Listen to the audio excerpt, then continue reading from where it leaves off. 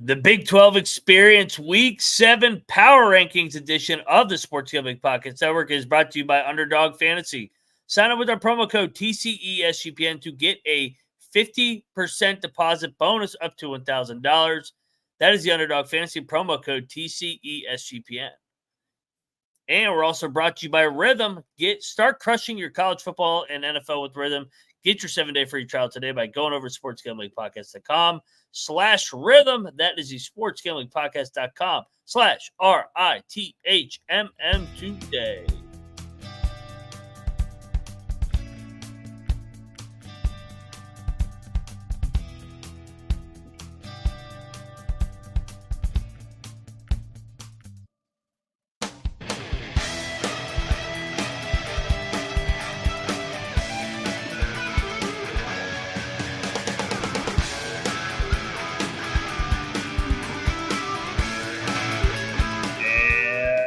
Welcome, everybody, into the Big 12 College Experience, part of the Sports Gambling Podcast Network. Tuesday, October the 8th, Week 7 is approaching, and boy, do we have a heated race up top in the Big 12. We're gonna power rank all the teams in this league, 1 through 16, give out our tiers, and look ahead to Week number 7, which is setting up to be the best one yet. First off, I am Moneyline Mac, aka the former video coordinator for Bob Huggins and Frank Martin. And first up, welcome back. He is a walking contradiction because he was born in Provo, Utah, still undefeated. He's got family in Ames, Iowa, still undefeated. And he lives in Morgantown, West Virginia. They're in first place. Undefeated in the Big 12. Exactly. He's the co-host of the Ryan Rush Show, Rambling Rush. Rush, what's up, man? Welcome back. Thank you. As you all can see by my nice, beautiful scar here, I had neck surgery, but hey, some are saying that I'm tougher than Bobby Petrino. I didn't need a neck brace. I'm raw dogging this thing, showing off the scar for all to see here. But it's good to be back. Thank you, gentlemen, for holding down the fort, and appreciate all the listeners out there for the well wishes. Got a lot of nice messages from folks, so I really appreciate that. All is good. Good news is nerve pain is completely gone. Neck is back. I think I grew an inch or two, so only if that could be applied to other areas of my body. But hey, at least a little taller there. But gentlemen, thanks for having me back. It was a great weekend in college football across the board. Nothing like that's what she said joke 3 minutes into experience. I was also gonna say I'm pretty sure Bobby Petrino was also raw dogging. Very raw dogging it. That offense is raw dogging opponents. It says the Tennessee Volunteers, baby. Third man in the box. We got a full house. He's got a family civil war going on, whether in Waco, Fort Worth, Stillwater. It ain't good there. All the way to Orlando, up to Cincinnati, and all the way out to west of Tucson. He is the Big 12 guru, aka Troy Chewning. What is up, brother? I was gonna say you should have gone through it like you did Rush. Waco defeated, Stillwater defeated. That'd be nice. UCF defeated. Oh God, yeah. Not great. Yeah, so Troy, get right into it. Just your thoughts on a week 6 in the Big 12 that kind of had some teams where we're saying they're done. Yeah, there were definitely a few teams where I don't know if the season is completely over, but they've already gone past where their goals were really set, and it's snapped back to reality time for some of these guys. We still have a large group of teams that we still don't really know. Some weeks they look like they are the best team in the league, and some weeks they look like they're just kind of putting along. Yeah, crazy week though. I mean, dogs were out. Dogs were out, man. It was nuts. Yeah, that's what you love about college football. Rush, I know you were down physically, but still able to watch football. Just your takeaways from the last 2 weeks since you've been on the show. What just your takeaways so far early in the Big 12? Well, yeah, I mean, it's the league that it's the double-edged sword league that we always talk about. Our greatest fear is also our greatest strength, right? The fear is that we can't get 2 teams in the college football playoff, but it's also the most fun league because anyone can beat anyone at any time. So definitely a unique conference, definitely a conference with an identity, even though we may not know what these teams' identities are. We know what the conference identity is, but hey, I'll tell you what, and I think this applies. Actually, I know it applies beyond the Big 12, but college football and what we're seeing. I mean, NIL and transfer portal, love it, hate it. You can't deny that it's creating parity in this great sport.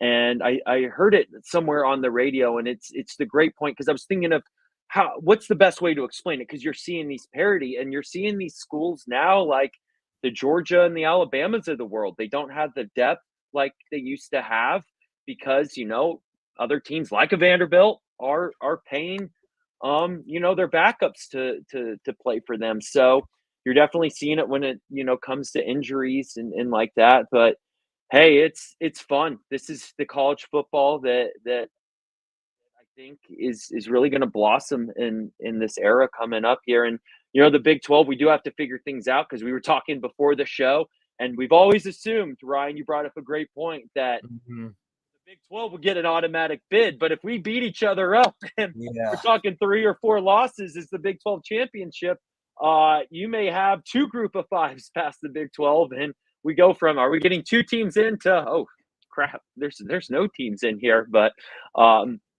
hey, is what it is. It's the best league in the land. We just may need a clear contender, at least get one of these teams in there. And we'll talk about it. It kind of looks like there may be a couple that are contending, but they got some tough road spots coming up. And what we've learned is no game is a gimme in this league. And I'll tell you what else is no gimme, man. Just anything in life. Because if you guys have been living under a rock, Hurricane Helene has been devastating the people of Western North Carolina. And then the hurricane that's about to hit Florida here. Jeez Louise. SGPN is teaming up a local charity, mountainprojects.org, to help give back. The biggest donation will help get a spot on the College Football Pick Show and a ton of gear from SGPN. Go over to mountainprojects.org and hit the flood support help out today. And I know Colby and I talked about this last night. It's just all the times, like, you want to play a bunch of parlays, just take one of those parlay money and just throw that in the mountainprojects.org and just help give back to somebody that's in dire need, going through a tough time. So get on over there to mountainprojects.org. And we're also brought to you by, ourselves. Get on over there, leave a 5-star review over at the Big 12 College Experience. It helps us in the long term and to defeat corporate gambling. Help us help you. Get on over there, leave a 5-star, Apple, Spotify, wherever you get your platforms for this podcast show. We appreciate your love and support. Again, 5-star rating over at, or 1-star if you hate my guts and you hate the Mountaineers. But get on over there and leave us a review today. All righty, we're back, and I encourage 1-star reviews. It still counts as a review, and it helps you. It helps the algorithm.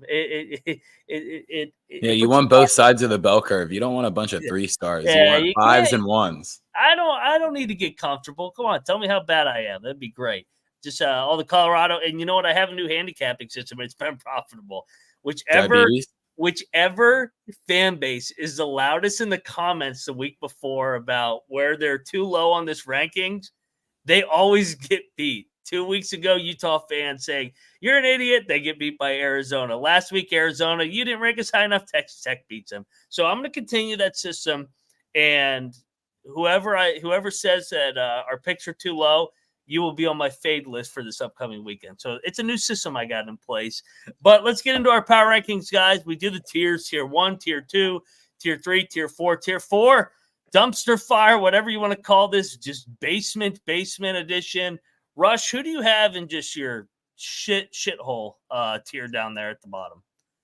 Yeah, so I didn't, because I know there's 16 teams, and I know if we take tier 4s, there's 4 teams, but some of these are a little uneven. Believe it or not, I actually have 5 teams in my tier 4. I was thinking TCU. TCU's absolute disaster. My concern with TCU is they're not responding to Sonny Dykes. We all know what's going on there. UCF, people are transferring like crazy.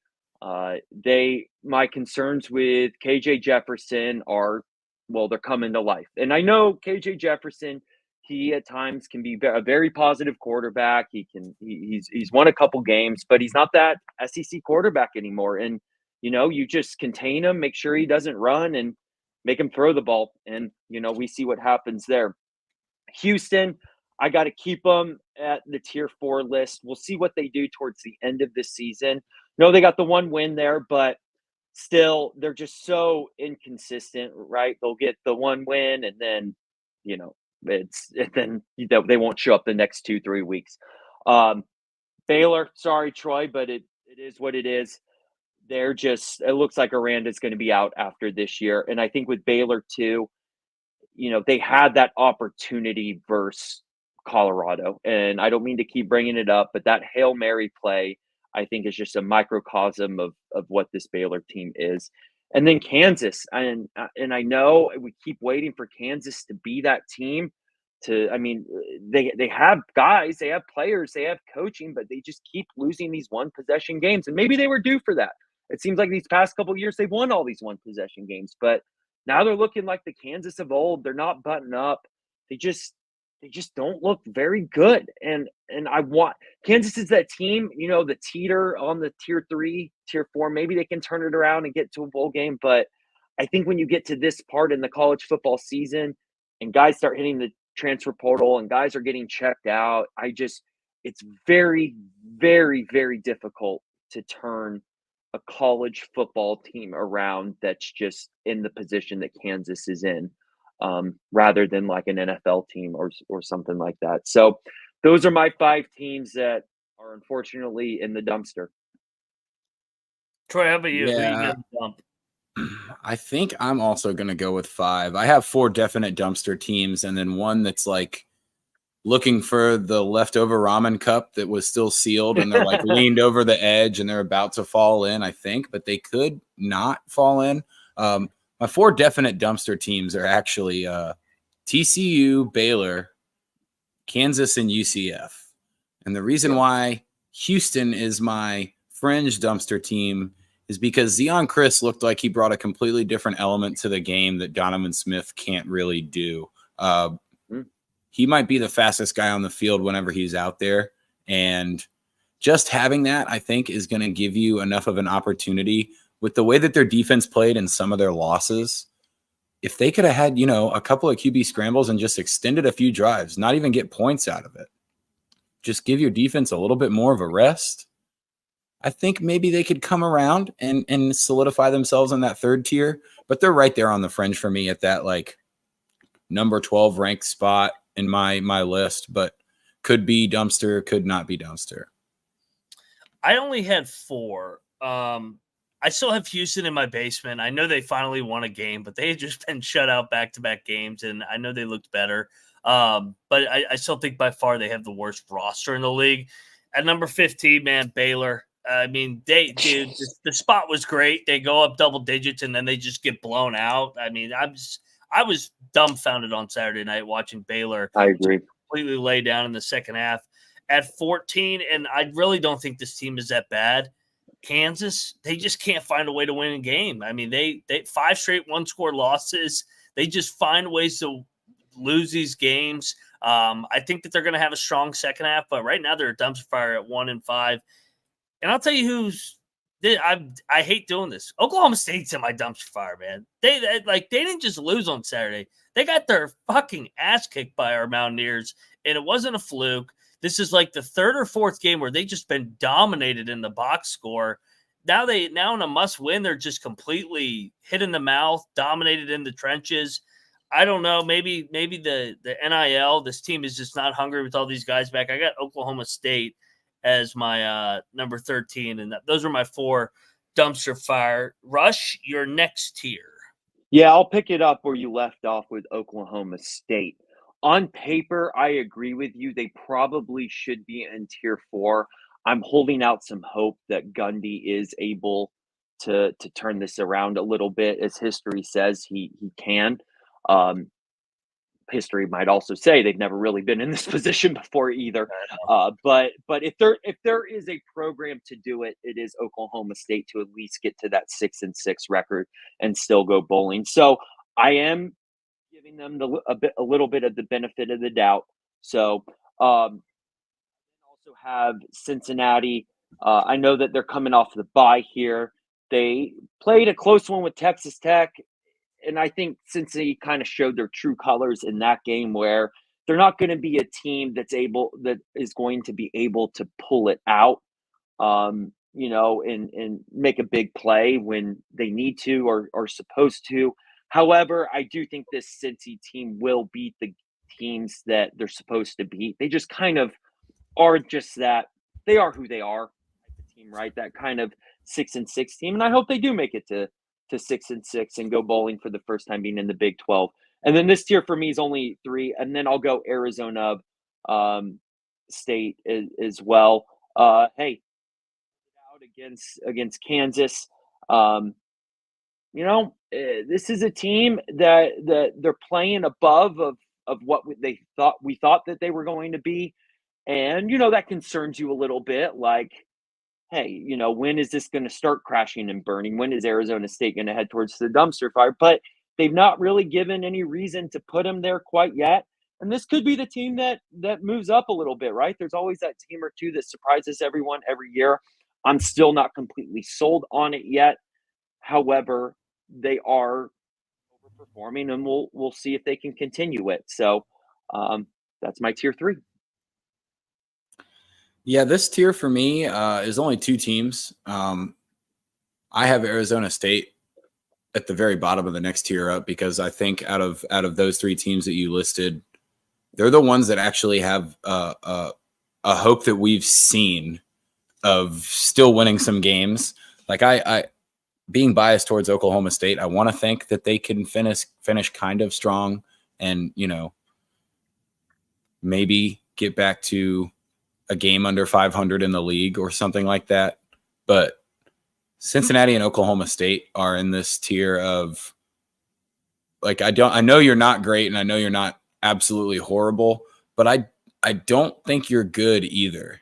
They're pretty much just average football teams. I think Oklahoma State is doing that typical Oklahoma State thing where a lot of the expectations are making you think that they're way worse than they were. But when you saw their preseason line of like 8.5,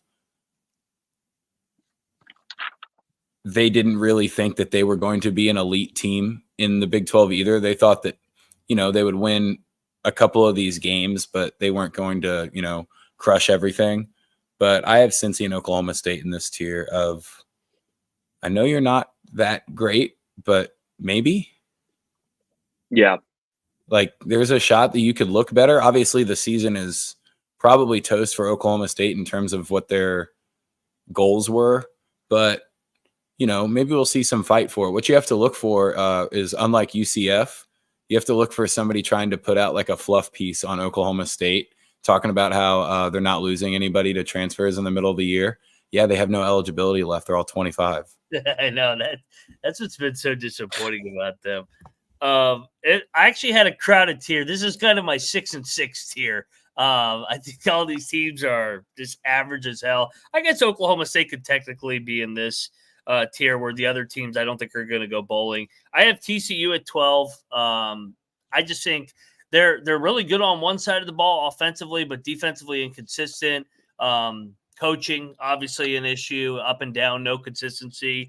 And I'll just go right into the next team. You could say the same damn thing. UCF, they've been up and down. Offensively, they can look amazing some weeks.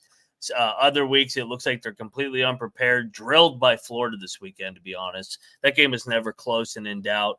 So I got them at 11. I got Cincy at 10. I think they've done a nice little job here of winning the games they're supposed to win. They almost got it done in Lubbock. They should have beat Pitt, but you're 3-2. Kind of the Satterfield era in a nutshell. Probably should be 4-1, but instead you're 3-2, and you're fighting for bowl eligibility coming down the stretch. Arizona at 9. They did get the big win over Utah, but at the same time, I have my questions about them in the trenches. What they do after that? They lay an egg at home against Texas Tech, in front of a electric crowd. And then at number 8, they're 4-1, but I think they're a little bit of fool's gold. 4-1. I got Arizona State. They've done what they're supposed to do. They've won all their home games. They got a big win over G5 at Texas State. But I just have my questions if they can win any big games away from Tempe or a big game in Tempe against an elite program like Utah coming up. So that's my top 2 tiers, my tier 3, and I'm going to call that the 6-6 club. I'll tell you what else is 6 for 6. That is the Underdog Fantasy, baby. Get on over there. Sign up with our promo code TCESGPN to claim your special pick for time deposit. Offer up to $1,000 in bonus cash. That is the Underdog Fantasy promo code TCESGPN. Make sure you tune in on Thursday. Troy, you got one tonight? Oh yeah, hockey's back. We got a system play in a got some higher and lowers. Rush's favorite matchup here is obviously the Florida Panthers and the Bruins. We've seen it for back-to-back postseasons. Ooh. But it's just a chalky system play. You go Pasternak, Reinhart, and Carter Verhaeghe higher than half a goal. Higher than half a goal. Love it. Get on over there. And what's that payout? It's 9-1. 9-1. TCE right above my head. I will say last year the Verhaeghe and Reinhart parlay worked in 32 of the 82 NHL hockey games. It's a winning system play if I ever heard one. All right, let's go over to tier 2. Rush, who do you got in? I mean, what do you see this club at? The 8-4-ish club? Something like that. And this is probably where the comment section will start being lit up to play into your system here, Ryan. But I will lead off with Utah. The question is Cam Rising. What Utah team are we getting? I mean, they lost to Arizona. I mean, you know, they ended up getting the bye last week. We need to see what this team's capable of doing. I actually think the game at Arizona on Friday, great Friday matchup, is going to be telling a lot of both of these teams. Next is Texas Tech. I know that they're 3-0, and they do have a very soft schedule, a schedule that lines up great for them. But we've also seen the Texas Tech in the non-con that struggled with Abilene Christian. They got crushed in Pullman, Washington. So even though that they are 3-0, they definitely have some bigger matchups coming up here.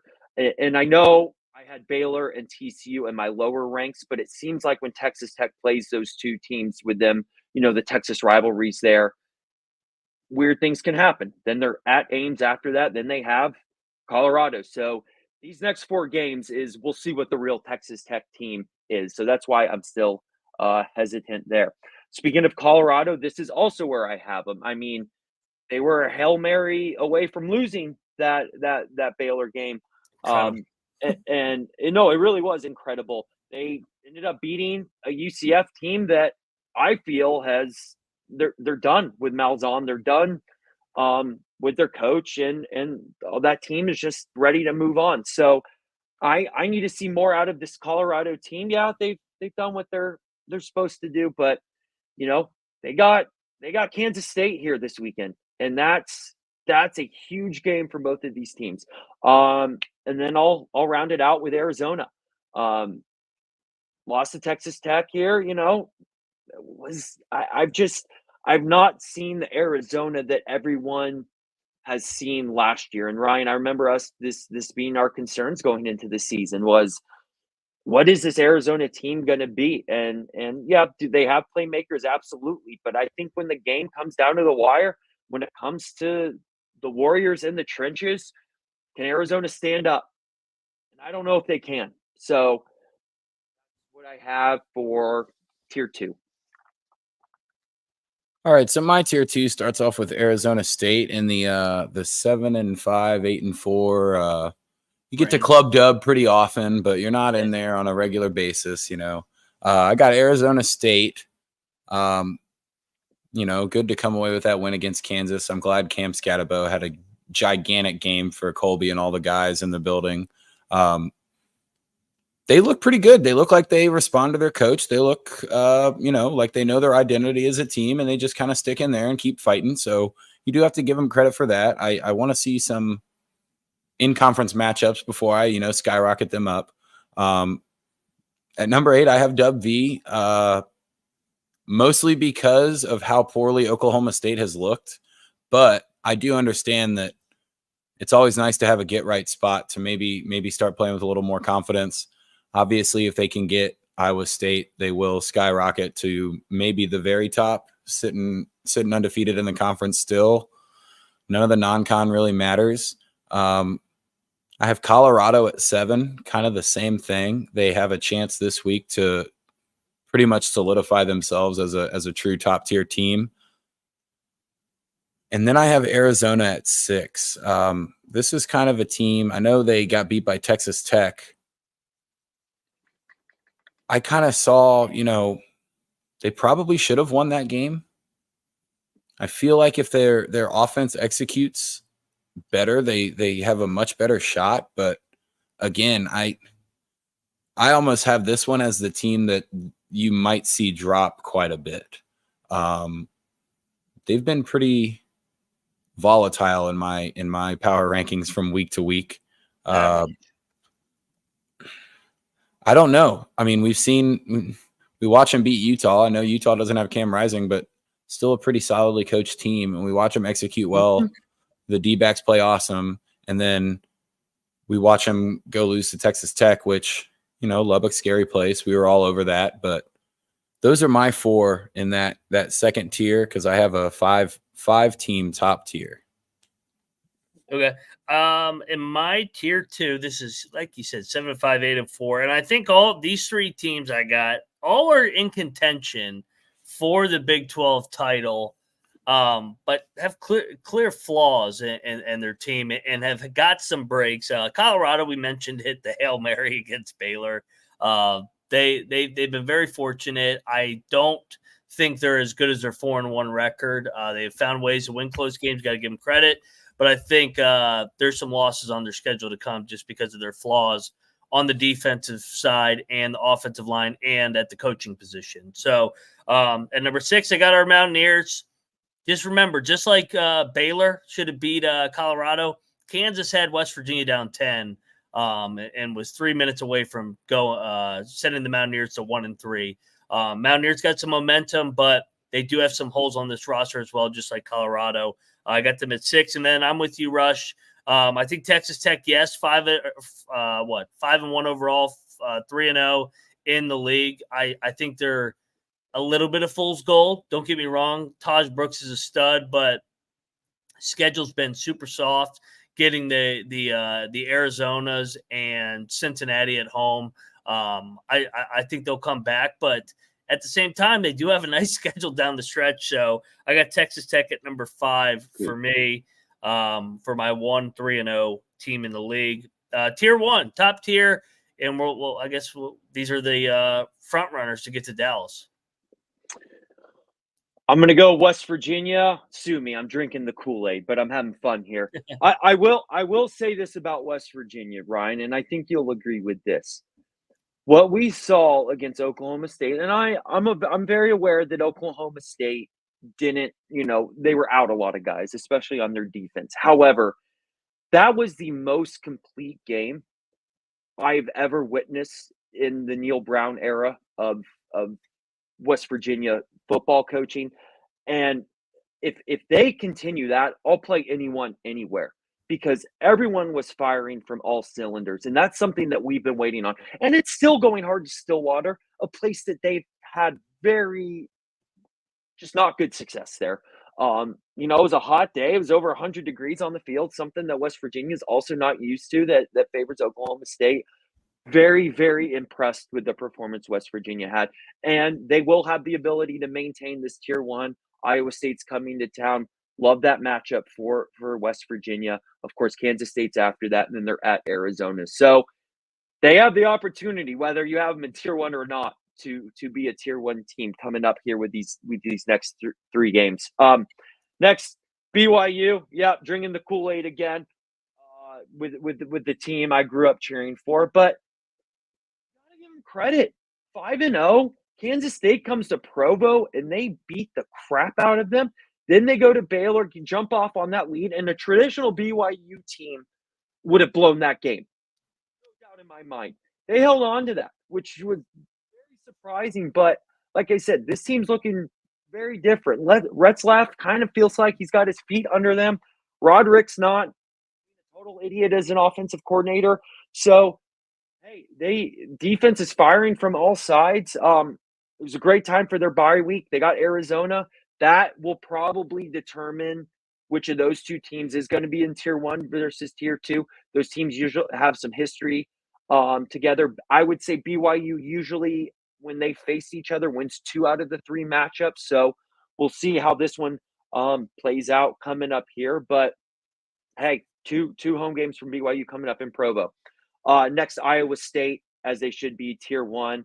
Big one in Morgantown coming up this week. But, hey, they are undefeated. They beat an Iowa team that they probably shouldn't have won that game, but they figured it out. Campbell's an incredible coach, and, they're in the driver's seat to get to Dallas. And then even though Kansas State did lose to BYU in Provo, it was a weird game. Weird things happen in Provo early in the season. I'm still not, I'm not going to hold that game too much against Kansas State. I can see them absolutely running the table the rest of the season. I hope they don't and lose in Morgantown next weekend, of course. But they are still an incredible team. Kleiman's an incredible coach.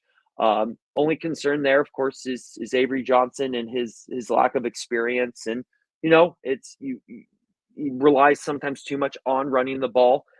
So the question is if they get behind in games, is he able to throw his way back into games? So we'll see there. That's the question I have there. But I think as of now, right now in this moment, these are the 4 teams that are in the leading car to get to Dallas. Troy, how about you? All right. My top tier is 5 teams. I actually had Texas Tech at 4 instead of 5, like you guys. Utah is my 5 team. I think that they still have the ability with Whittingham there to, and they're going to have to make the decision one way or the other, but they're going to have to they're going to have to do what they did last year and say, we're not worried about Cam. He's probably not playing. And this is what we're rolling with now, instead of the indecision or just the waiting game and whatnot. But I still think that they're well coached enough to, keep themselves on that fringe at the top of the second tier, bottom of the first tier, stay around there. Maybe the rest of everyone else cannibalizes. We'll see. I've got Tech at 4, 8 straight 1-possession wins. Will that come to an end, or are they going to be like TCU and just get every bounce and win every one of these dumb games?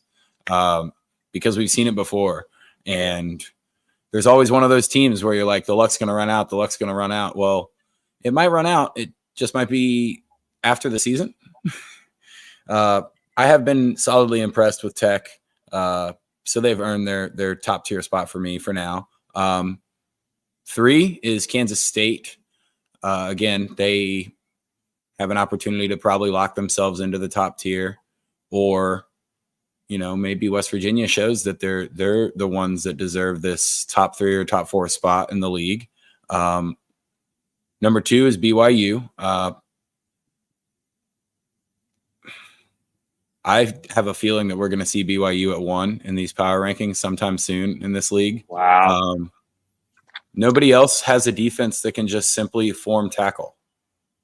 It's crazy that, if you were a defensive coordinator in high school or even Division III, Division II football, and your only defensive practice had nothing to do with game plan, it was just form tackling, your team could probably compete. It's crazy how everyone tries to make the NFL style hits where they're going to jar the ball loose or completely deck the guy and whatnot.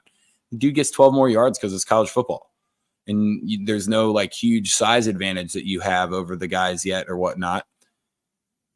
I just BYU seems to be bought in, and that goes a long way in college football, especially nowadays, that there's a shot through the rest of the year. You run into a team or two that have the exact opposite. They've already sold out, where your team is all bought in. And even if they're playing well, you still have a chance to win those games because your team gives a shit. And that's kind of my handicap too, is we've seen BYU not lose a game yet. So all these other teams that are they played really well, they should have won that one, but they didn't. and somehow BYU found a way to win. And that SMU win is looking fucking awesome now. And they had Jennings against them that game. They brought Jennings out there a few times on, a couple of drives in the first half and then most of the second half. And number one is Iowa State. Same thing. They've gotten around some of these teams, and I know now maybe the Iowa win doesn't look as impressive because the Ohio State game, but Cyhawk and Iowa City is always going to be a tough spot. And the fact that they came back the way they did against Baylor and just stomp them and then block a field goal and return it for a touchdown, I feel like they have the juice too. I feel like they're bought in, and you get to that midpoint of the college football season and it really comes down to like which family of guys actually exists versus a bunch of NIL dudes that just happen to be playing well for the time and everything's going well. When that first little bump in the road comes, does it completely derail you, or do you have 45 or 50 guys that are like, no, we're chugging forward. This is expected. We knew that this wasn't going to be a smooth ride. And I feel like they've established that pretty well in Ames, that nothing's going to come very easy for the style and of football and recruiting and development that they want to do there. But if you buy in, there's a shot. We see Army, Navy, Vanderbilt, some of these teams that are just like, no, we're a group of really good friends and we're going to play for each other. That means more than a lot of talent, and Iowa State's got it going. Iowa State does got it going. And they're in my top tier, of course. I got K-State and Utah 3 and 4. I think I'm going to go Utah 4 just because I don't know what I'm getting with Rising, man. I know it says he's going to play this week, but I mean, until I actually see him take a snap, play with that injury effective, I can't put them higher than 4. Love their defense, love their culture, love Whittingham, but that's as high as I can go right now. K-State, you can say the same things. I need to see a little bit more from Avery Johnson on the road. I got them at number 3. Love climbing, big one this week in Boulder. Number 2, I got BYU. They're undefeated, like you said, overall. They have big road wins at SMU, even at Wyoming, man. I know Wyoming's down, but still winning in Laramie is a tough place to play. And then they won at Baylor as well. So they're not just getting that Provo magic. Yes, they had the Provo magic against K-State, but they validated it when they went on the road multiple times. So they're at number 2. And then number 1, the best non-conference win for the Big 12 was Iowa State winning in Iowa City. So I went Iowa State number 1. They've taken care of business. They've covered these big numbers left and right. And, I mean, if they're unanimous number 1, what could go wrong this weekend, right? That's all I got to say. He did a little reverse guys up, maybe, because who do they got this weekend? They're rolling. Matt Campbell, first time they've been undefeated 5-0 since 1980. So what could go wrong in Morgantown? All right, real quick, let's hit the last ad, and then we'll look ahead to week 7 real quick. We're brought to you by BetUS. Get on over there, bet with the best in the business. BetUS has been around for more than 30 years. Easily deposit with crypto and get lightning fast payouts. U.S. players are welcome. Sign up with the $100 and a chance to win 1960 Ford Mustang. I already talked about it. The Mountaineers +3. Get on over there and get over there to BetUS. Use our link in the sign up. 125% deposit on your first 3 deposits. Go over to sportsgamblingpodcast.com/BetUS. That is the sportsgamblingpodcast.com/BetUS promo code SUPN, so they know we sent you. And we're also brought to you by Rhythm, our proud sponsor. And boy, was Rhythm on it this weekend. Dogs were barking all over college football. My model had them left and right, whether you took Vandy, you took Arkansas, you took Army and Navy for the 10th straight week, and they just annihilate everybody in sight. Rhythm's all over it. This week, K-State is saying my model likes them in Boulder. So get on over there. Claim your 7-day free trial today by going over to sportsgamblingpodcast.com/rhythm. That is the sportsgamblingpodcast.com/RITHMM. All righty, let's go a little rapid fire around the Big 12. First up, Friday night. Cam Rising's back in Tempe. Place they've struggled. What's a headline you're looking for in this one, Troy? probably the fact that Cam Rising doesn't play or plays 4 plays and they take him out of the game or something like that. And then we're sitting here talking about either, Utah is just a good program, or, man, imagine if they had Cam Rising for that whole game. I don't know. This seems like a very, very interesting matchup. 6.5 seems too much in the desert because Arizona State, like I said, they believe they're playing for one another. Utah seems like they're kind of in limbo waiting for their boy. So we'll see. I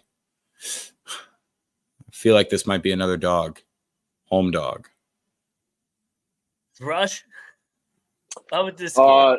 Yeah, I agree. Oh, Cincy UCF, an old American matchup.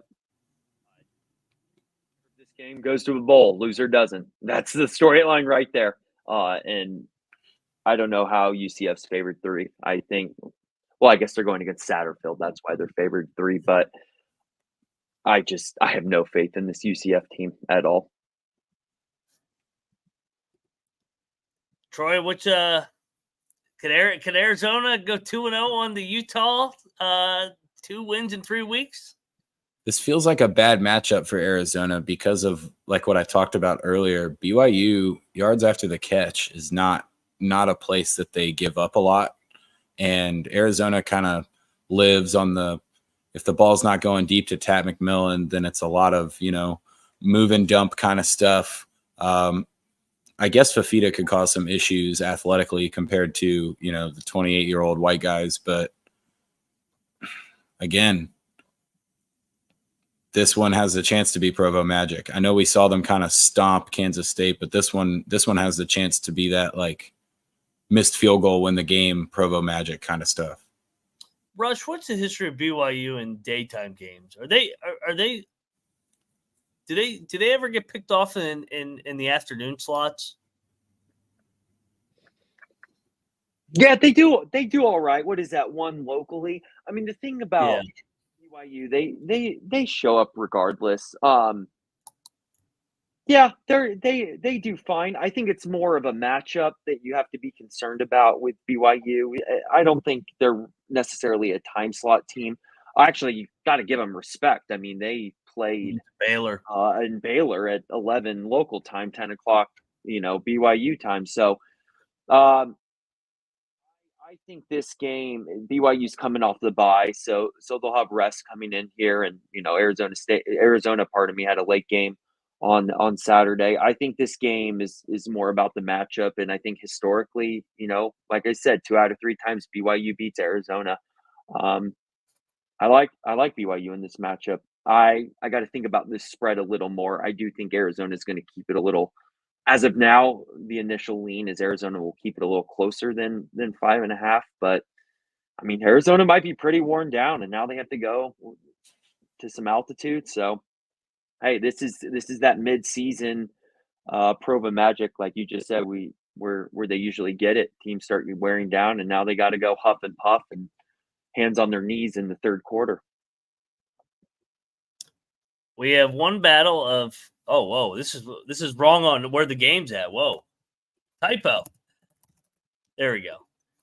We got one undefeated team, we have one battle of both undefeated teams. We got the highest ranked team, our unanimous number 1 team, first time undefeated since 1980. And they are on everybody's playoff bracket all of a sudden. So what could go wrong in Morgantown, Troy? As most people that have visited Morgantown know, that the worst case scenario is you go in there all excited, you're pumped for a great day, and then you just wake up at about 1:30 in the afternoon the next day and you forget everything that happened. And you look out the window and you see that there's couches been lit on fire, and like, uh-oh, guess we won. That's probably the best worst thing that can happen when you're in Morgantown. Iowa State could be in for a battle here just because, Dub V got their get right spot from Oklahoma State, which is very funny to say, specifically historically. It is funny that the last time they won in Stillwater, both Marischal played and Bowman and Rangel both played for Oklahoma State. So we got to see basically a rewind last weekend of the last WV win, except for this one was a little more comfortable. Yeah, I don't know. This one feels like maybe this week is just the whole magic. Could be. Goal rush. Yeah. Blackout at Morgantown. They're wearing their Cole uniforms. Rush, everybody knows where we stand on this game. Nightcap in Boulder. This is a freaking great 10 o'clock game. K-State, Colorado, old Big 12 matchup. What are you looking for here, Rush? How does K-State respond coming off the bye, and how does this is Colorado legit? This is that game right here, and I think Kansas State's going to want to make a statement in this game. Yeah, Troy, any thoughts on the nightcap? It's a great 10 o'clock game. I think the line for WV being 3 is telling. Same with the line for Kansas State only being 4 here is very telling. This is a one-possession game.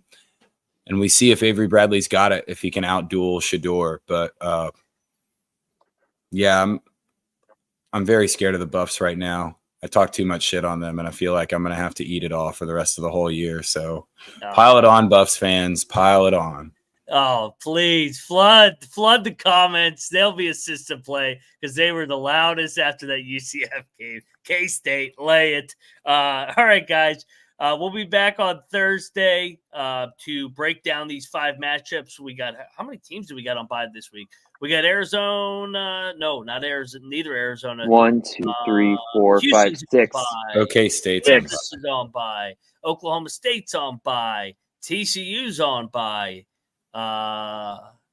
Yeah. So can't wait. This is going to be a hell of a weekend in the Big 12. Texas Tech's on bye as well. Yeah, can't wait to break down these matchups on Thursday. We'll give out our pick for every game. We'll give out our money line. Houston. Houston's the last one. Yeah, in Houston. Mm-hmm. And we'll give out our underdog play. Make sure you use our promo code TCESGPN. We'll be back. Us 3 will be back on the network tomorrow night on the college basketball experience, talking the best league in the land. So all these programs are quality basketball programs. So get on over there. Make sure you subscribe and like all our channels. Pick show tonight for college football. Bracketology coming your way as well. We are the Big 12 College Experience. He is at Rambling Rush. He's at Troy Chewning. I'm at Moneyline_Mac. We'll be back on Thursday. Actually, we'll be back tomorrow and Thursday. You better start thinking about yours. And we are out of here. Go Eagles. Check us out on Ryan and Rush. Talk to you later.